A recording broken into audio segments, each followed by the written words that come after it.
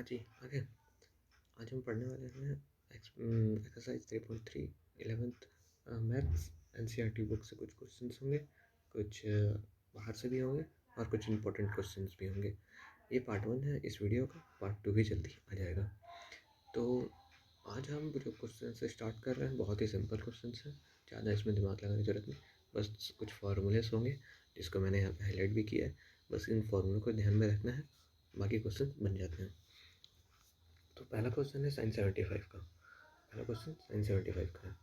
Sign 75 का direct value अगर निकालने जाए तो ये किसी टेबल में दिया नहीं है, तो इसके लिए हम 75 को 45 प्लस 30 के ओ में लिख सकते हैं। अब यहाँ पे आप कई लोग का क्वेश्चन होगा यार कि 45 प्लस 30 लिखें, 90 माइनस 15 में लिख सकते हैं। तो 19 माइनस 15 में चलो ठीक है, 19 साइन 90 या कॉस 90 का वैल्यू पता है, लेकिन साइन 15 या कॉस 15 का वैल्यू नहीं पता। इसीलिए हम 45 प्लस 30 रखते हैं, इससे हमको 45 और 30 में किसी भी ट्रिग्नोमेट्रिक फंक्शंस का वैल्यू हमको पता हो। तो हमेशा ऐसे ही दो भाग में तोड़ेंगे जिसमें हमको वैल्यू पता हो। तो इसके बाद यार ज़्यादा कोई बहुत बड़ा फार्मूला नहीं है। Sine A plus B is equal to होता है sine A cos B plus cos A sine B. ये यहीं से स्टार्ट हो रहा है आपका, तो इसको बस आपको ध्यान रखना है, ये आपको बैठ के याद है, यार रट्टा नहीं मारना है, ये आपको याद हो जाएगा। बनाते जाइए जैसे मैंने लिखा है हर क्वेश्चन में। आप शुरू के कुछ क्वेश्चनों में जब बनाएंगे तो इन फॉर्मूलों को लिखते रहिए, तो क्या होगा कि आप जब अगली बार क्वेश्चन बनाएंगे तो आपको याद आ जाएगा कि हाँ उस क्वेश्चन को इस तरीके से बनाया था, तो यहाँ पे भी ये इक्वेशन यूज़ होगा। तो आगे क्वेश्चन सॉल्व करते हैं। साइन 45 प्लस 30 को हम sine 45 cos 30 plus cos 45 sine 30 के में रख लेंगे। फिर उसके बाद जो अपने पास टेबल है उसे साइन 45 और कॉस 30 और कॉस 45 और साइन 30 का वैल्यू पुट कर देंगे और साइन 75 का आंसर आ जाएगा। अगला क्वेश्चन है टेन 105 डिग्री या टेन 105 डिग्री। इसको दो तरीके से लिख सकते हैं, तो 60 प्लस 45 और 19 प्लस 15। तो यहाँ पे भी वही हो रहा है, 15 का कोई वैल्यू नहीं पता है, इसलिए 60 प्लस 45 लिखेंगे। 60 प्लस 45 लिखेंगे।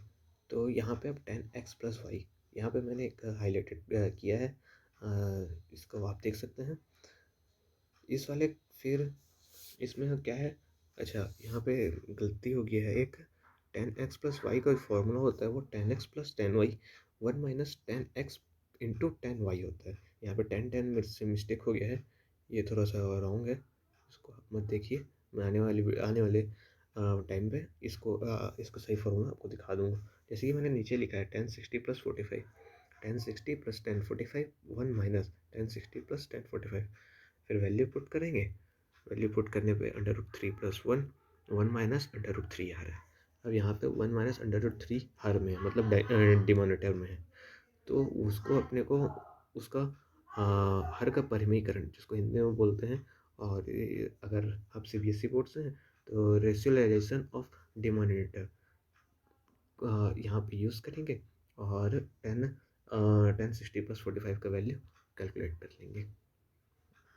चलिए अगले क्वेश्चन की ओर बढ़ते हैं।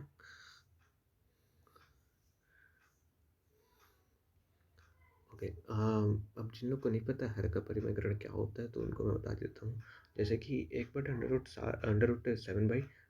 7 माइनस 2 लिखा है, तो अब जो नीचे हर में या डिनोमिनेटर में जो है उसका अपोजिट अंडर रूट 7 प्लस 2 हर और अंश और हर में, मतलब दोनों तरफ से उसको डिवाइड कर देंगे, ठीक है। और उसके बाद सिंपली मल्टीप्लिकेशन है जो आप कर सकते हैं, उसको हम ये उस तरीके से फिर सॉल्व करते हुए लिख लेंगे। ये होता है हर का परिमीकरण। चलो एक 10-15 ये NCERT बुक्स का एक क्वेश्चन है, इंपॉर्टेंट क्वेश्चन है, ध्यान दे के देखिएगा। इसको 10-15 को हम लिख सकते हैं 60 माइनस 45। अब 10x माइनस वाई का जो फॉर्मूला होता है मैंने यहाँ लिखा हुआ है, आप ये देख सकते हैं। 10x माइनस वाई का 10x माइनस 10y प्लस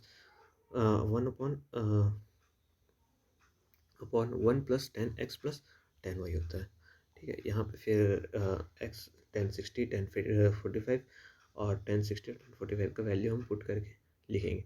यहाँ पे फिर से हमको हर का परिमेकरण करना पड़ेगा क्योंकि नीचे में 1 प्लस अंडर रूट 3 आ रहा है। मतलब जहाँ भी आपको वर्गमूल दिखेगा हर में, डेमोनेटर में जहाँ भी आपको अंडर रूट दिखता है वहाँ पे आपको हर का परिमेकरण करना ही है।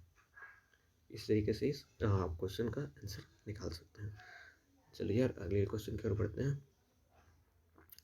यहाँ पे एक इम्पोर्टेंट क्वेश्चन है, ये आपके एनसीईआरटी में है कि नहीं मुझे नहीं पता, लेकिन ये इम्पोर्टेंट क्वेश्चन है, तो ध्यान देके देखिएगा। 13 पाई/12 लिखा है। यहाँ पे हमको दो बार इसको डिवाइड मतलब वो करना है, डिवाइड करना है। 13 पाई/12 को हम लिख सकते हैं पाई प्लस पाई/12। इसको जब आप सॉल्व करेंगे तो ये हो जाएगा 12 का 12 लिखा जाएगा और 12 पाई प्लस पाई हो जाएगा। तो इसको आप वापस वही, उसका मतलब ही वही है 13 पाई/12। ये और ये दोनों सेम ही है, ये दोनों सेम ही है आपका, ये भी वही है।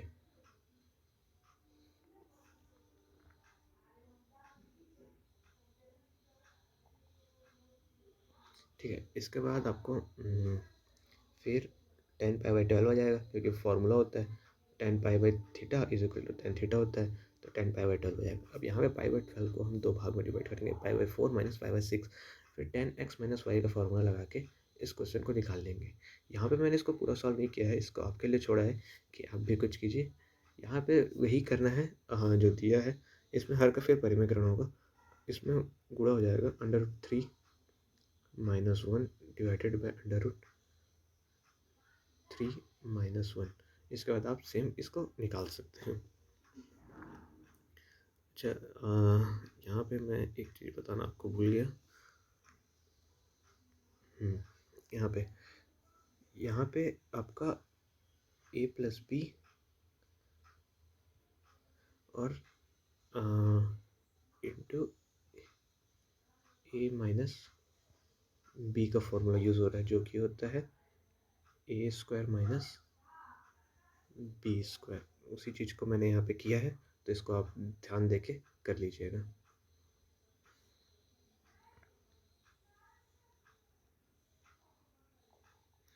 तो चलो यार आज के कंक्लूजन की ओर पढ़ते हैं। तो यहाँ पे मैंने कुछ फार्मूले से कुछ क्वेश्चन सॉल्व करके आपको दिखाए, तो ये कुछ इंपॉर्टेंट फार्मूले हैं, इनको आप ध्यान से देखिएगा और इनको ये थोड़ा सा याद रखने की कोशिश कीजिएगा। ये आने वाले टाइम पे ये पूरे के पूरे आपको इस चैप्टर में मदद करेंगे। तो ये कुछ फॉर्मूले हैं, आप इनको ध्यान में रखिएगा। 10x+y 10x-y, मैंने आपको कहा था वहाँ पे मेरा एक फार्मूला गलत हो गया था।